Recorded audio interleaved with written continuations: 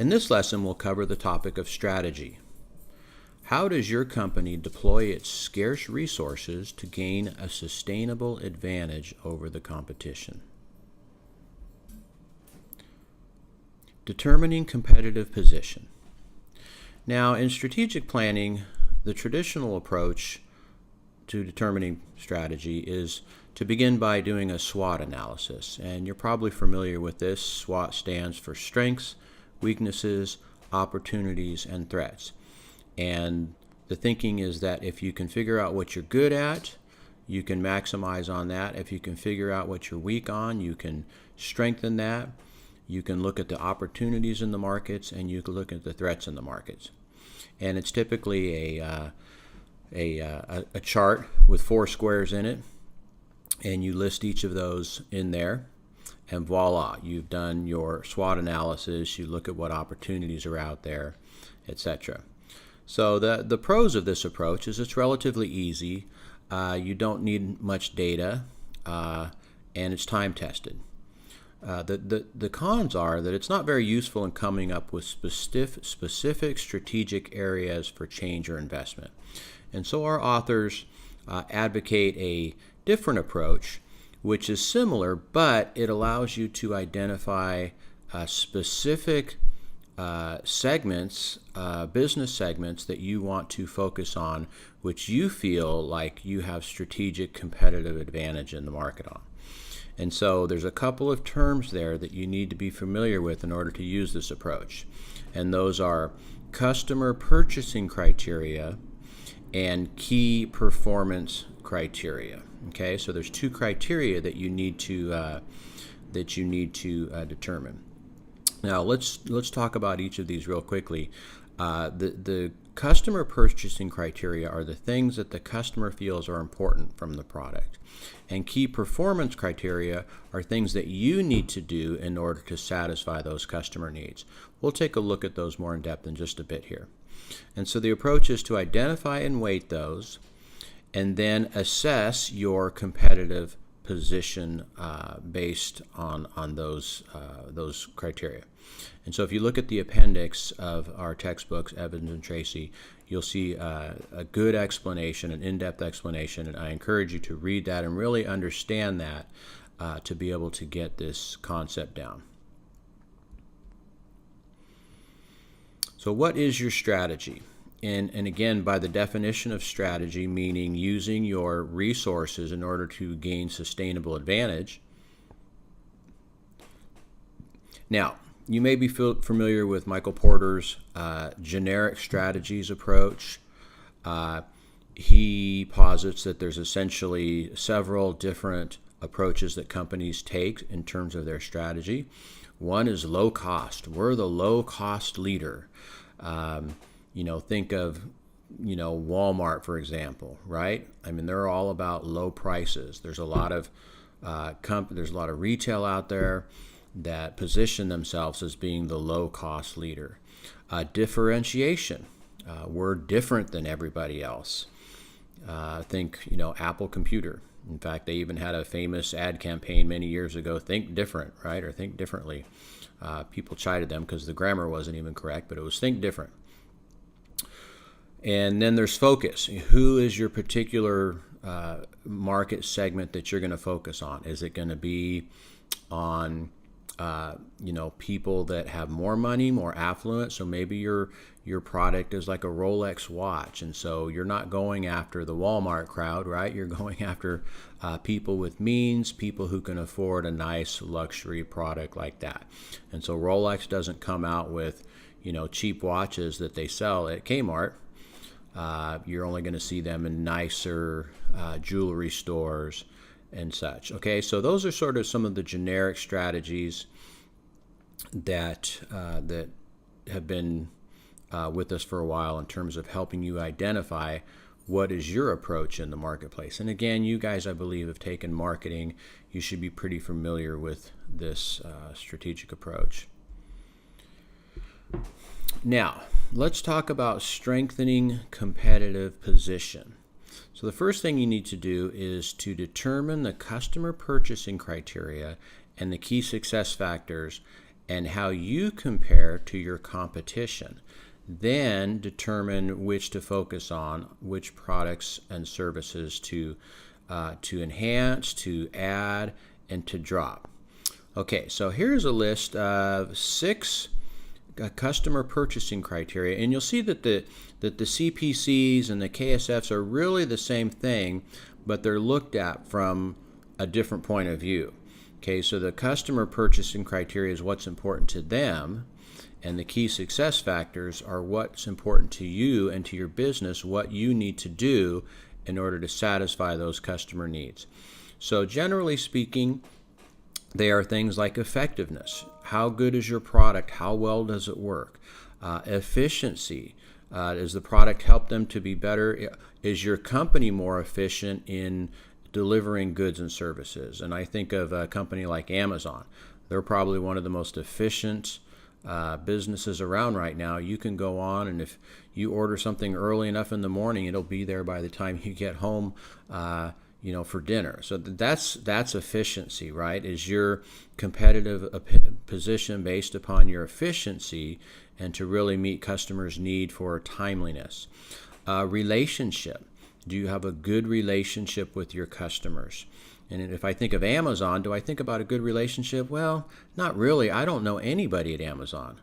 I really, it's a very nameless, faceless kind of an organization. But I think of, for example, the guy who cuts my hair. Is he very efficient? Well, maybe not. But do I have a good relationship with him? Sure. Okay, so there's an example of how relationship is important in your strategic competitive position.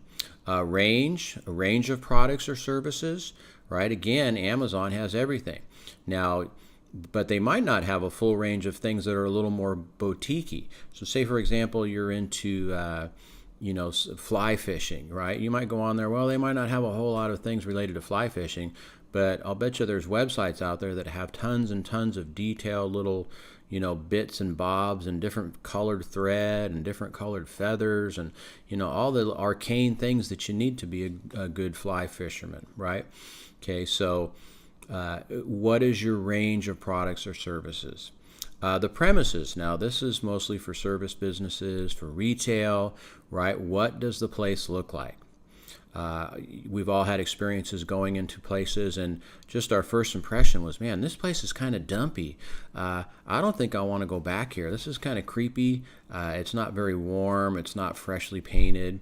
And then other experiences where you go in and say, man, this place is like a palace. I like being here. I feel good here, right? So businesses invest in the premises as part of a strategic competitive positioning. They know if they do that, they're going to set themselves apart from the competitor.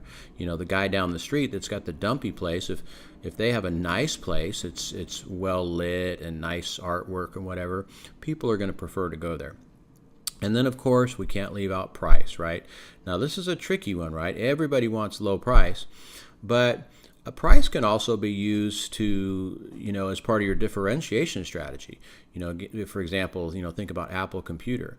Well, everybody knows that Apple products are significantly more than others, but people are willing to pay for them. It's considered a premium, right? So you price yourself higher than your competitors because by doing so, you set yourself off as a premium brand. You're a luxury brand. So that strategy does work for a lot of businesses. Now, here's a chart that shows some of these customer purchasing criteria and key success factors. And as I mentioned, these are really the same things, but they're viewed from a different perspective. So you'll see in the first column there, and this is an example from a spa service. Okay, so this is the running example that the book has been using. So you'll see the criteria there: effectiveness, efficiency, relationship, etc. And then the first column there shows the customer purchasing criteria. So this is what they want. So for example, look at relationship, rapport and enthusiasm. Okay, so people want to have a good relationship with this spa guy, right? So you're going in and you're getting your hair done or you're getting a massage or whatever. You want a good relationship with that person. You don't want to go in and kind of feel the cold shoulder or feel like this person doesn't, care about you, right? You want people that are upbeat and enthusiastic and those sorts of things.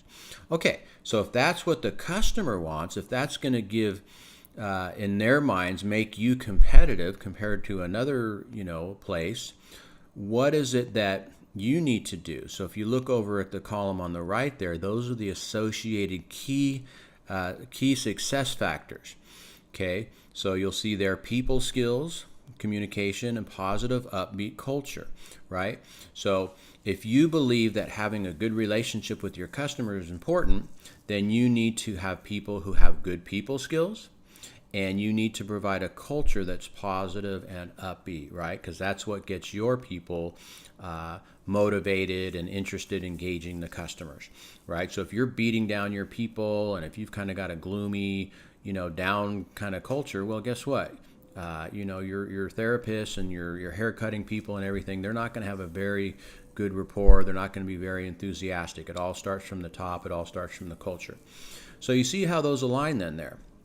So the people want the good relationship, the rapport, the enthusiastic personnel. You, as the business owner, the success factor for you is to develop people skills and to provide that sort of upbeat culture. So you see how that works? Now the other columns there, importance and change. The importance is how important is that in your business, right? So for example, that enthusiasm, it's like that's a pretty important thing. Nobody wants to go to a salon where nobody's enthusiastic. They don't care about being there. So that means that's something that you need to continue to grow and to develop in order to develop your competitive position in that particular one. So strengthening competitive position, a strategic position rather. Okay, so what do you do? So you've looked at all these factors, what's important to the customer, what are the skills, the things that you need to develop, and you do what's called a portfolio analysis. You identify how competitive you are in the markets ranked by order of attractiveness. Okay, now what is an attractive market? An attractive market is one that's based on the size, growth, competitive intensity, and market risk. Okay, so for example, if a market is, if it's small, okay, this is the size, right? It's small, there's less room for a new entrant, right? If the market is big, well, there's plenty of room. All right, so think about, the example we just looked at, spa services. There's a lot of people out there that like to get their hair cut, that like to get the manicures and the mani-pedis and all that kind of stuff, right? So it's a pretty big market. There's other things that are a bit more niche-y, so go back to my example about fly fishing, right? Is that a big market? I want to become I want to start selling supplies for fly fishermen. Well, it's pretty niche-y, not everybody likes that. You've got to be out in a rural area where there's rivers and lakes and all that kind of stuff. Okay, so you look at how big the potential market is. Is it growing? What's the competitive intensity like, right? How many people are already in this market? Is there like, a million people? Think, for example, this whole spa one. I like that. Look around your city, drive around. How many spas are there? How many hair cutting places are there? You might see a new upcoming development somewhere and say, man, this place really has room for a new entrant into the market. So you might say, yeah, it's not very intense here. The competition isn't very intense. That makes it an attractive market. All right. So you determine how competitive you are in your business segments. You look at the attractiveness of the market, and then this leads to your strategic position, which is the balance of competitiveness across all segments of varying degrees of attractiveness. Now, here is an example. Here's a chart that shows you how you can visualize, how you can lay out this strategic position. So what you see here on the x-axis is segment attractiveness, and then on the y-axis is competitive position. So what you do, so each of those bubbles represents a different segment. And remember we said a business segment is is one product to one customer. So if you got two products and you have two prospective customer groups, right? Say business to business or directly to the end user, that would be two customers. All right, so two products to two customers. So that's four business segments, right? Two times two is four. So you've got four business segments there. So these bubbles each represent a different segment, and then what you do is you place it on there in terms of whether it's strong strategic position or weak strategic position. So if you look, for example, at the bottom left, okay, you don't have a very good competitive position. All right, so you did that analysis and you realize, man, we're not really that good at that.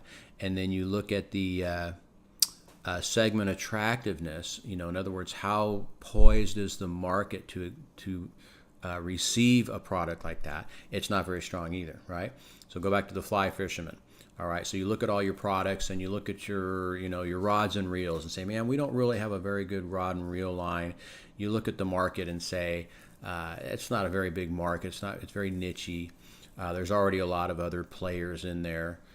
So your position is relatively weak in that. So do you really want to invest a lot in that segment? So, according to this chart here, the answer might be no.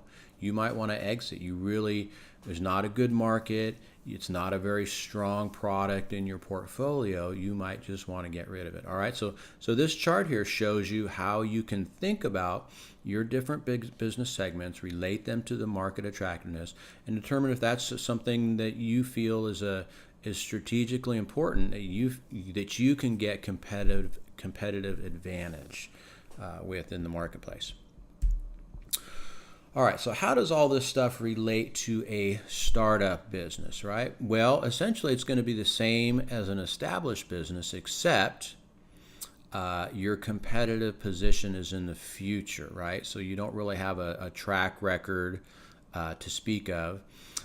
So you will have a low rating in the key success factors. You can't really talk about how you've done compared to your competitors. You can't really talk about market share and things like that. It needs to be defensible to convince the backers, right? So you're trying to come up with something that's plausible, that's reasonable, that based on your best research of where your product, of what the market is like, how good you feel like you can do with that product and be competitive, right? That's how it becomes defensible to your backers. And then based on a judgment of the future, right? So none of us know the future, and your backers know that as well, but you have to do your best judgment. You do your best to determine what the future might be like in any particular market.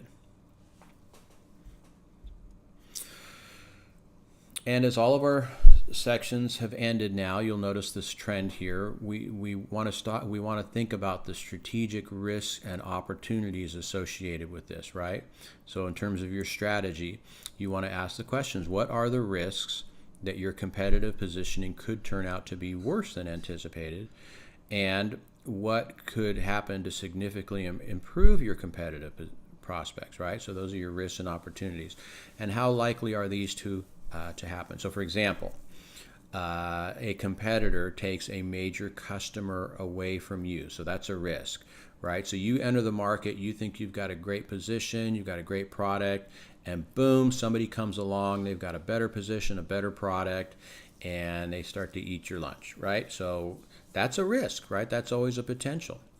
What's an opportunity? Well, maybe one of your competitors actually leaves the market and says adios, they fold up, they're tired of doing business, and now you've got all these prospective new customers in the market for you, right? So that's an opportunity. All right, so I hope this has been helpful. I really like this approach to strategic thinking. I believe it's much more thorough and bankable than the SWOT analysis, and I think if you incorporate this approach into your business plan, the likelihood of you achieving successful results and getting the buy-in and the backing that you need, it's much more likely. Anyhow, thanks for listening, and we'll talk to you guys later.